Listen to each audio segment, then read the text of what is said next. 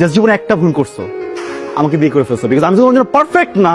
Fine, আমি এরকম imperfect মানুষের সাথে থাকতে পারবো। I want divorce. আবার বলো। আমি ডিভোর্স চাই। আলহামদুলিল্লাহ, আল্লাহর ওয়াস্তে আমাকে মাফ করে কিন্তু বের হয়ে যা। বুঝলি, ভাবা ভাবি সব শেষ।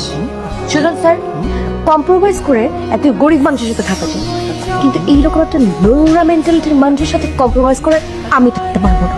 স্যার, সিম্পল একটা কথা বুঝাই বলি, হ্যাঁ ভালোবাসার বিয়ে ছিল, কিন্তু আমাদের লাভ ম্যারেজ থেকে লাভটা অনেক আগে উড়ে চলে গেছে। এখন শুধু ম্যারেজটা আছে, তো এটাকে আপনি উড়াই দেন প্লিজ।